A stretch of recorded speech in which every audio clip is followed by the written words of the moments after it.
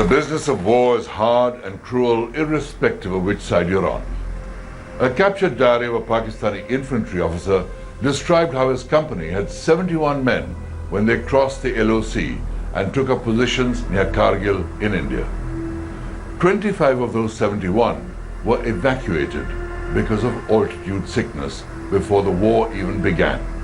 No replacements ever came. The soldiers were left to their fate as the Indian Air Force bombed their supply lines. Some Pakistani outposts subsisted on spoons of sugar for the last few days. But India's armed forces overcame far greater challenges as they fought the invaders in the world's most terrain. My name is Kargil Vijay Diwas, and today on Guns and Glory, we continue with the war in Kargil.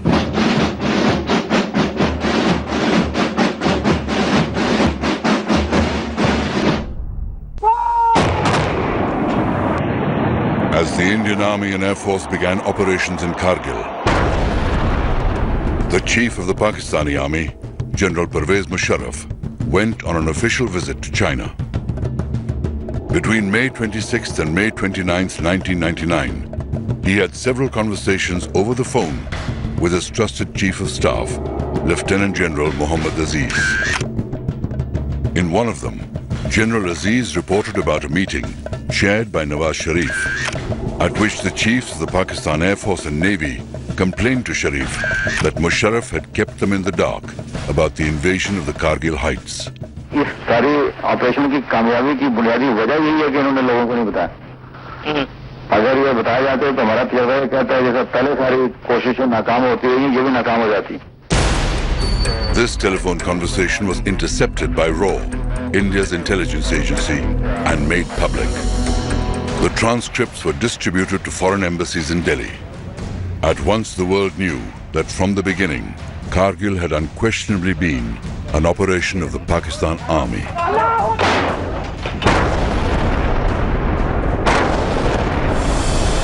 ठीक पीछे पाकिस्तानी घुसपैठिए वहां से घुसपैठियों को हटाकर सेना के लिए एक बहुत बड़ी चुनौती है। पाकिस्तानी सैनिक The Kargil War was extensively covered on the ground by both the Indian as well as foreign electronic media. The government of Atal Bihari Vajpayee effectively used the media to convey to the world the level of duplicity that Pakistan was practicing. Access was given to the Indian media by the Vajpayee government, but the focus of the Vajpayee government really was, on the body bags, because they wanted to whip up this passion and frenzy. On the battleground, proof was there to see that those on top of the Kargil heights were no Mujahideen infiltrators, as claimed, but regular Pakistan Army units, following commands issued by their Rawalpindi headquarters. Each deadly thrust up the treacherous terrain of Kargil by the Indian Army was broadcast for the nation to see. मेरे ठीक सामने उस पहाड़ी पर घुसपैठियों ने कब्जा जमा रखा है।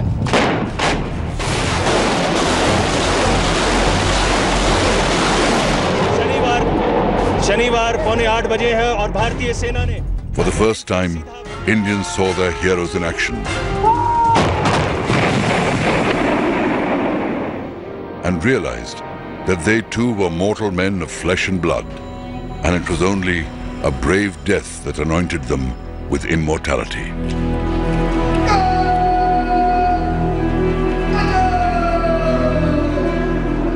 The people who won the Kargil War for us were really the junior officers and the mid-level officers. I would say even the senior leadership failed because they kept touting the official line that, it was some rats have come in, we'll be able to clear them in 48 hours. As we know, the war went on for over 2 months. The final assault to capture point 5140 began from different directions. 3 battalions, 1 each from the Garhwal Rifles, Jammu and Kashmir Rifles, and the Naga Regiment were given the task of evicting the Pakistanis. Captain Vikram Batra of the 13 JAK Rifles and his Delta Company were among those tasked with recapturing point 5140. Nicknamed Sher Shah for his unstinting courage, Captain Batra decided to attack from the rear to surprise the enemy. Vikram Batra's company and another company, Bravo company and Delta company, was supposed to go through and climb a vertical cliff face to point, this 5140, which was the most dominating height in that area. From there they could see for miles around, and tackling that was not a joke. They finally assaulted it from the cliff face. They actually crawled up the cliff, and the Pakistanis were so surprised. They never expected an assault from the side. They were firing from the direction of the gentler slope, this relatively gentler slope where they thought they would come up from. And the entire there was a fierce hand-to-hand fighting there. The entire Pakistani garrison was either killed, most of them fell to their deaths from that steep height in trying to get away. Inspired by the extraordinary courage of Captain Batra, the 13 JAK rifles charged the enemy position and captured point 5140 at 3:30 in the morning on June 20th, 1999. Once we took the Pakistanis off this, thereafter it was, the turning point of that war. It was the turning point of that war. They could not, their artillery observation post officers could not then bombard our lines of communication. The capture of point 5140 set in motion a string of successes like point 5100, point 4700, Junction Peak and 3 Pimples. Captain Batra led his men to even more glorious victories with the recapture of point 4750 and point 4875. One of their boys was hit badly and he was lying in the open and he was crying, "Somebody get me, somebody help me." So one of the JCOs of Vikram Singh, he said, "Sir, I'll get him." Vikram laid a hand on his shoulder and he said, "Tu baal bachedar hai, main shara hu. You are married. Look, I have nobody behind me." He went to get that boy out. He dragged him out, and as he had almost brought him to safety, that is the time the Pakistani sniper shot him through his chest. In the early hours of 7th July 1999, Captain Batra fell in battle while rescuing an injured officer during an enemy counterattack. He was awarded the nation's highest honor for gallantry, the Paramveer Chakra. Pakistan had thought that the scare of a nuclear war would force the Western powers to intervene. More importantly, Pakistan wanted Kargil to be linked to the bigger issue of Kashmir. But for once it seemed no one was ready to listen to Pakistan. The international community realized that Pakistan was playing a dangerous game, and even Pakistan's traditional allies, Turkey, the OIC, and even China, did not come out in support of Pakistan. In fact, Kargil bust the myth of an all-weather relationship existing between China and Pakistan. The Prime Minister of Pakistan, Nawaz Sharif, had been trying to get America to come out in support. The Pakistan Foreign Ministry kept up a constant litany of how India was violating the sanctity of the LOC. In my lifetime. But on June 15th, President Bill Clinton urged Nawaz Sharif to pull his troops out of Kargil. In the same statement, President Clinton praised India's restraint in keeping the war localized. The same United States of America, which wasn't looking at this region till 1998 when we went nuclear, had already started contacting the Vajpayee government. On June 17th, the Prime Minister's security advisor, Brajesh Mishra, went to Geneva to meet the G8 leaders and brief them about Kargil. He also handed over a letter from the Indian Prime Minister for the US President. The letter warned that India's patience was running thin and, if required, India would be forced to cross the LOC and take the war to Pakistan. The decision not to cross the line of control, it had lots of pros and cons, and there are lots of people who felt we should have retaliated across the LC. But when we did not retaliate across the LC and we focused the fighting there, the world lost the casus belli to intervene in this conflict. They could not intervene, and we took 2.5 months, but we methodically sorted them out. India's Vajpayee took the stand that we will not violate the line of control and we will not cross the line of control, and a lot of that was done in conjunction with the US.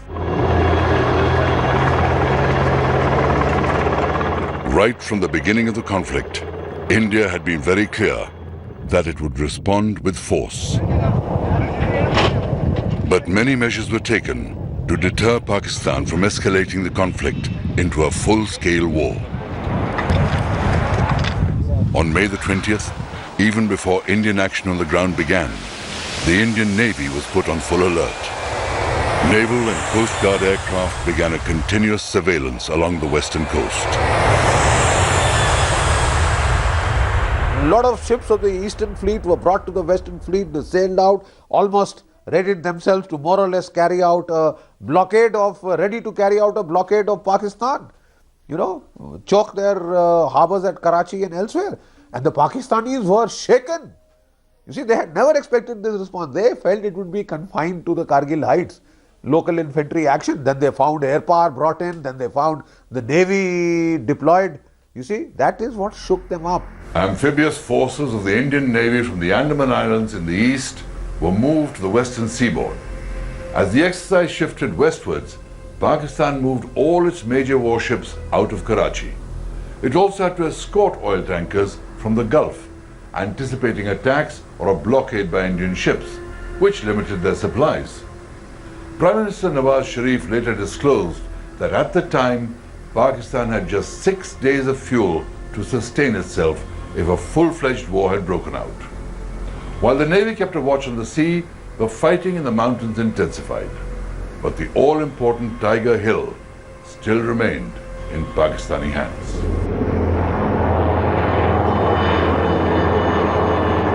Tiger Hill stands 16,700 feet high, overlooking Dras.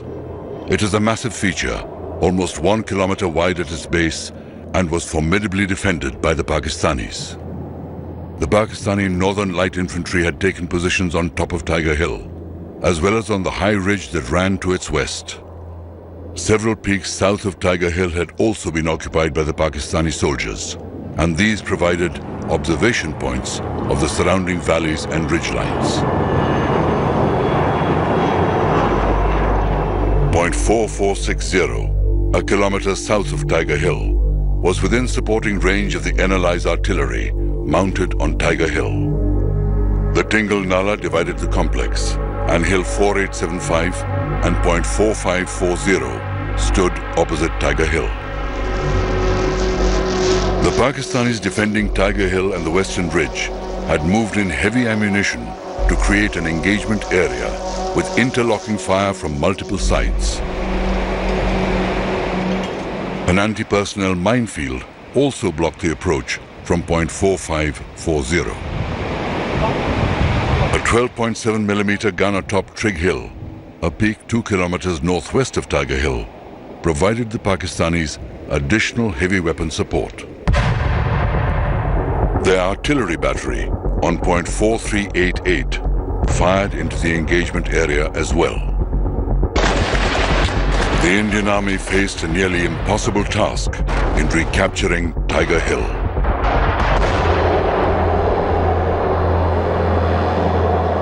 India had captured Point 4460 in late May, and this provided a base to direct fire onto Tiger Hill.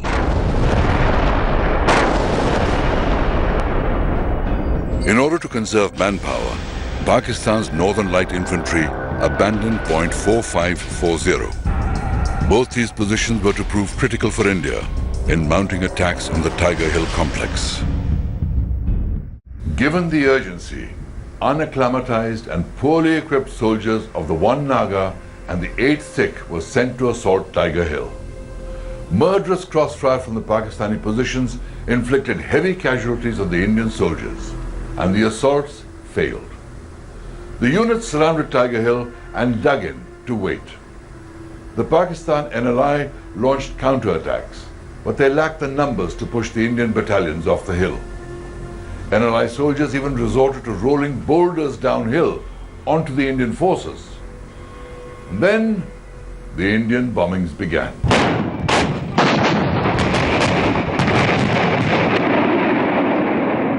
As India's massive bombardment began, it stretched the Pakistani positions to the limit.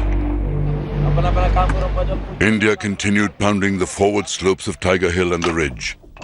with as many as 1,200 rounds exploding every 5 minutes.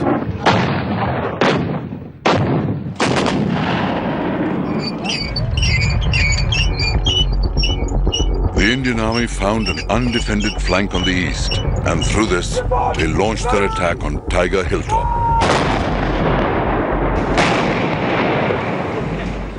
At the same time, a small raiding party penetrated Pakistan's line of defense on the western ridge. 25 soldiers of the 18 Grenadiers were ordered to advance and capture Tiger Hill. After scaling the rocks for 3 nights, they were just 50 meters below Tiger Hill when a stone slipped, giving away their position. Seeing this, the enemy opened up heavy machine gun, grenade and rocket fire, and in hand-to-hand fight, the team leader Havaldar Madan Lal and 5 soldiers got killed. But 7 soldiers who were near the Pakistani bunkers could neither advance nor retreat. One of them was Grenadier Yogendra Singh Yadav. Sensing the gravity of the situation, Yogendra Yadav wanted to silence the automatic fire of enemy machine gun which was coming from a bunker by throwing a grenade inside it. He mustered up his courage, crawled up to the bunker and lobbed grenades inside the machine gun bunker and killing 4 Pakistanis in it. Yogendra Singh sustained 15 bullet injuries and was the sole survivor of the 7 soldiers of the 18th Grenadiers who stayed on to fight the Pakistanis. यहाँ पैर में हाथ में गोली मारी, last में उसने यहाँ पे गोली मारी। तो 3 दिन तो हो गए थे पहाड़ी में चलते चलते, पूरी पैंट फट चुकी थी पीछे से। तो पर्स रखा हुआ था यहाँ पर, पर्स में कुदरती तौर पर जो है गिलट के 5-5 रुपए के कई सिक्के थे। जब उसने गोली मारी तो वो सिक्के पे लगी तो रिकोचिट होगी गोली, तो मुझे एहसास लगा कि मैं मर गया। जब उसका दूसरा जवान बंदा साथी जो हमारे साथ पास आया वेपन उठाने के लिए, उसने मेरा AK-47 उठाया और वापस मुड़ा तो मेरी एकदम आंखें खुली ऐसे जैसे नींद से जगा हूँ। अंदर से एक आया कि अब यार अभी तक नहीं मरा तो मरेगा भी नहीं। मैंने अपना एक ग्रेनेड निकाला और उसके ऊपर ऐसे थूक दिया। The injured Grenadier Yadav single-handedly kept on fighting and before falling unconscious passed on a vital piece of information. The Pakistanis were about to retreat. For his bravery, Yogendra Singh Yadav was awarded the Paramveer Chakra.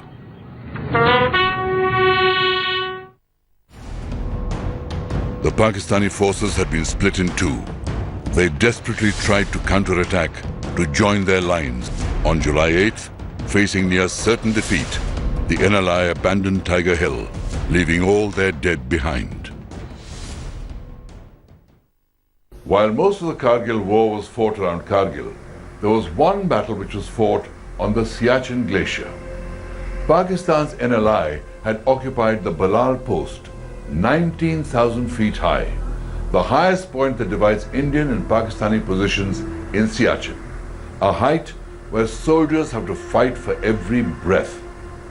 In an amazing feat of mountaineering, 48 heroic men of the Indian Army climbed 1,800 feet of near vertical rock face to surprise the Pakistanis and recapture Balal Post on June the 27th, 1999. Such is the grit of the Indian soldier. But for the Kargil War to end, Nawaz Sharif had to rush to Washington. On June 27th, Pakistan's army chief announced at a press conference that Prime Minister Nawaz Sharif would shortly be leaving for Washington to meet President Bill Clinton to find a solution to the Kargil crisis. At that time, Nawaz Sharif was in Beijing, meeting the leaders of China. On June 28th, he abruptly ended his China visit and returned to Pakistan.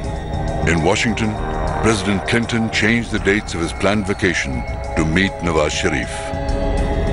The US had even pushed for Prime Minister Atal Bihari Vajpayee to travel to Washington, but Vajpayee refused.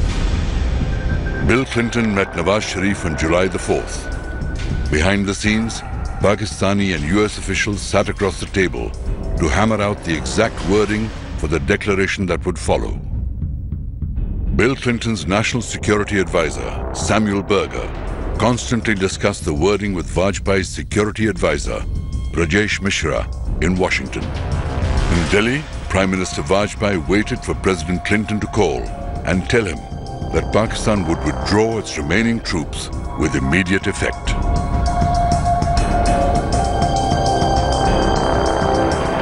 By July 11th, the remaining units of the Northern Light Infantry began pulling back across the LOC as Indian bombardment continued. And Indian troops recaptured key peaks in the Batalik sector. India set a deadline of July 16th for all Pakistanis to return to their side of the line of control. On July the 12th, Nawaz Sharif went on television to explain to his people why Pakistan was retreating from Kargil. The war in Kargil officially ended on 26 July, but it had far-reaching consequences for the future.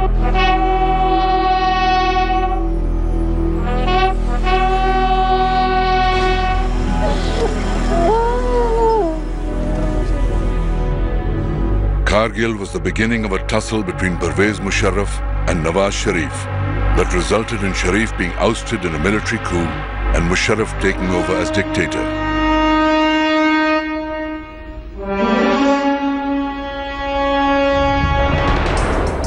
Today, the wheel has turned again, with Nawaz Sharif back in power and Musharraf being tried for treason.